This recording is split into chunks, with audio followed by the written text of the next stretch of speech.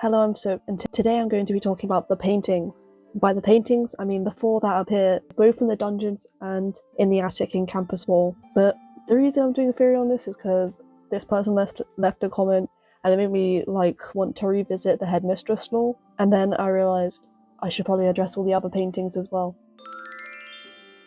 Right, it's pretty obvious that the Headmistress is hiding something. Well, she hides multiple things. She hides the dungeon, she hides stuff behind her paintings, so she's pretty suspicious. The author of the diary doesn't want the Headmistress to find out about them sneaking around in the throne room, because they asked the Headmistress about their quote-unquote sussy painting. This made her mad, which implies that she's hiding the throne room, which implies that she's hiding the fact that Royale High used to be like a castle rather than just a school. I'll get into that in a bit. In her office, in that painting, the location behind her in the painting is actually from the teacher's lounge, which proves that this photo is post-Royale High being a school. I don't know how this is relevant, but I found that interesting.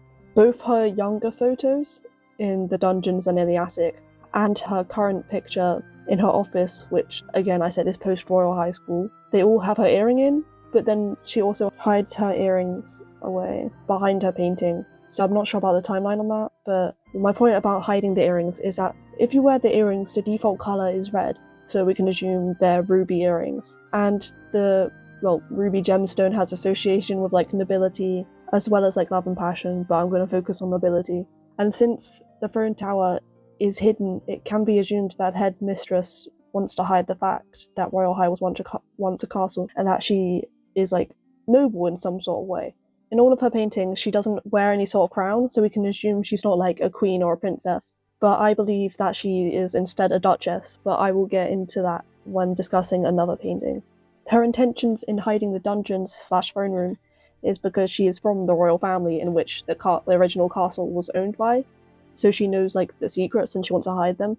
And by the secrets, I mean researching Divinia, which again I will get into that in a deeper level later in the video. So that's why she's so secretive and quote-unquote evil, because she's hiding her family's secrets and what they're trying to research. More evidence for her being part of the royal family is that the Headmistress sitting emote in her chair, which is unique. This is not an emote in any of the other chairs according to this comment, which made me look into all of this. It was actually a mixture of the sitting positions, Where Are My Grapes, and Royal Rebel, which can only be found on thrones. This does include thrones outside of the throne room and the dungeons, but still thrones are equated to royalty. Okay, on to the next painting, which I have dubbed the man painting. Okay, so if you look at the clothes that he's wearing, it's this item, which I'm not going to say out loud, but it says Duke in it, so we can assume he's a duke. I would say that if he's the duke, the Headmistress was probably the duchess, because their paintings are seen together in the attic, so we can assume that they're married and the two thrones in the throne room belong to him and the Headmistress. Otherwise, there's not much more to say about that painting. The next painting, which I've dubbed the staircase painting. The most similar skirt to the one that the person in this painting is wearing is the Magic Enchantress skirt, which is gained by buying all of the Goddess of Triumph set. So this is linked to the Tale of Triumph in some sort of way then. The Magic Enchantress skirt description describes the magical enchantress as a host. It was likely that she was a royal who hosted parties, hence the painting of her extravagant entrance. It also quotes that the dress makes you appear as a main entree of the royal buffet, which this whole description is very linked to food, hence the weird metaphors, which again links back to her main character entrance in the painting. Because of the Magic Enchantress's links to the Goddess of Triumph set, she could possibly be a foreign princess, because in a Tales of Triumph, different kingdoms came together to help. So she could have hosted a party where the royal family went as kind of an alliance thing, most probably around the issues fighting Divinia, etc. And that's why she's important enough to be in a painting in the Royal High royal family's castle. Since there are only two thrones in the throne room, we can assume she's probably not part of the Royal High royal family, since those thrones are likely to be reserved for the Headmistress and the Duke. Okay, on to the fourth and final painting, what I dub the sorceress painting.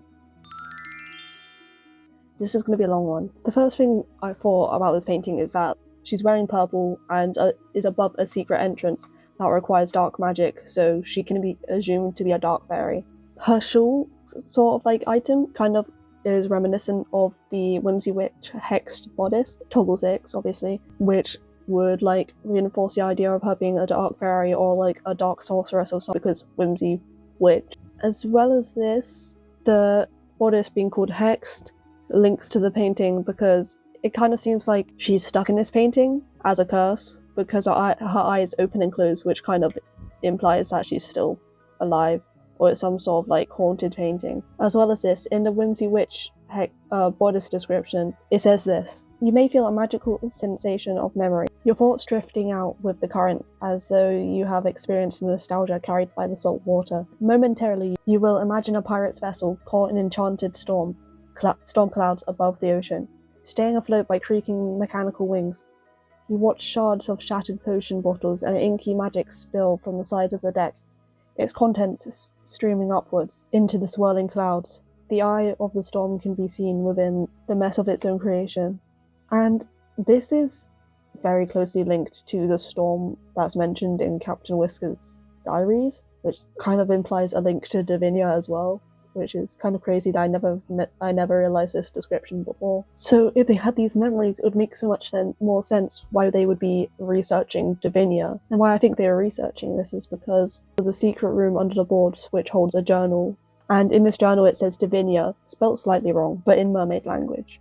However, the diaries, in a way, they kind of contradict my theory that the sorceress in this painting wrote this in the diaries, because it's implied that the diaries author wrote part of this journal because they knew of the wall code which is in this journal, and they found this secret passage, as well as wanting a safer place to write. But I have a contradiction to the contradiction. The secret passage was obviously there before the diary writer found it, because, well, they found it.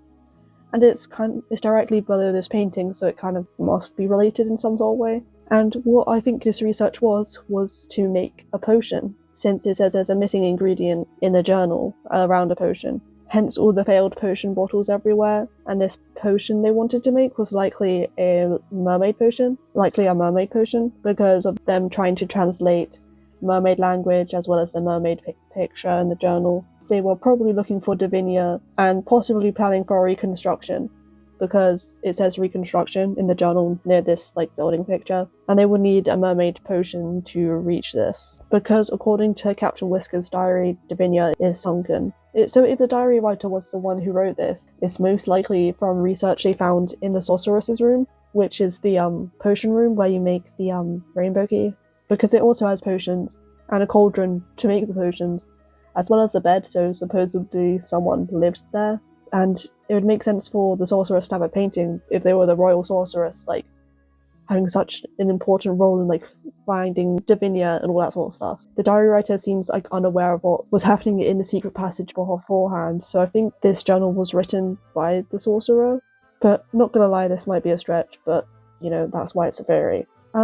So how do all these paintings link? They probably should link, they appear multiple times. What I thought was the headmistress would be the duchess and the duke is the duke, and the staircase painting is of like an important foreign princess who held an alliance like banquet or something, in which they discussed plans on how to like find Davinia, and the sorceress was also at that banquet, so that's how that all linked together. A lot of this is like quite of a stretch, but again, it's just a theory, so thanks for watching, please like and subscribe. Also, another theory video will be definitely coming out next week. I'm in a Royale High lore mood.